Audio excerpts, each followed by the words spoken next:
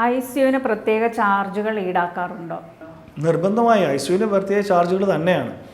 ഈ ചില പോളിസികളിൽ അതിനകത്ത് തന്നെ എഴുതിയിട്ടുണ്ട് ഐസിയു ചാർജസ് ഇത്ര പെർസെൻറ്റേജ് എന്ന്. നമ്മുടെ സമ്മർഷോറിൻ്റെ ഇത്ര പെർസെൻറ്റ്, ഒരു 1%, 2% ആയിരിക്കും ഐസിയു ചാർജ്.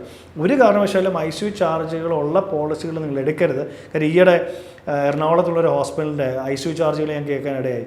അതായത് നോർമൽ ഐസിയുവിന് അവർ ചാർജ് ചെയ്യുന്ന പെർ ഡേ ആണ് ഞാൻ പറയുന്നത്. ഓരോ ദിവസം 18,000 രൂപ, ക്രിട്ടിക്കൽ ഐസിയുവിന് 20,000 രൂപയും കാർഡിയക് ഐസിയുവിന് 24,000 രൂപയാണ് പെർ ഡേ അവർ ചാർജ് ചെയ്യുന്നത്.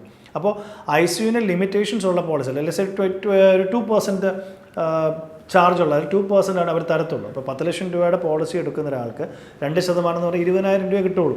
അപ്പോൾ 20,000 രൂപ, ഇപ്പോൾ 24,000 രൂപ 25,000 രൂപ ഐസിയു കിടക്കുന്ന ആൾക്ക് 20,000 രൂപ കവർ ചെയ്യത്തുള്ളൂ. ബാക്കി 5,000 രൂപ കയ്യിൽ നിന്ന് കൊടുക്കണം.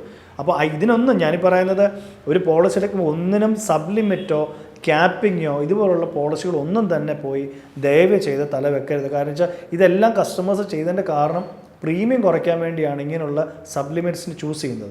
അപ്പോൾ അതൊന്നും ചെയ്യാതെ നമ്മുടെ ബെനിഫിറ്റ്സ് ആദ്യം ചോദിച്ച് തന്നെ വേണം ഒരു പോളിസി എടുക്കാൻ. അപ്പോൾ ഐസിയു ചാർജ് നോർമലി വരുന്നത് റൂം റെൻറ്റിനെ പ്രപ്പോർഷനേറ്റ് ആയിട്ട്. ഇപ്പോൾ room rent let's say 10,000 rupees ആണെങ്കിൽ നോർമലി അത് 20,000 ആയിരിക്കും ഐസിയു ചാർജ് നോർമലി കണ്ടുവരുന്നത്. ഇപ്പോൾ അത് റൂം റെൻറ്റ് ഇപ്പോൾ 15,000 ആണെങ്കിൽ 30,000 രൂപയായിരിക്കും ഐസിയു ചാർജ് വരുന്നത്. അപ്പം എപ്പോഴും ശ്രദ്ധിക്കേണ്ട ഒരു കാര്യം, ഐസിയു ചാർജ് 0 ആയിരിക്കണം. ഐസിയു ചാർജ് അതായത് കംപ്ലീറ്റ്ലി കിട്ടുന്ന പോളിസികൾ മാത്രമേ നമ്മൾ എടുക്കാൻ പാടുള്ളൂ.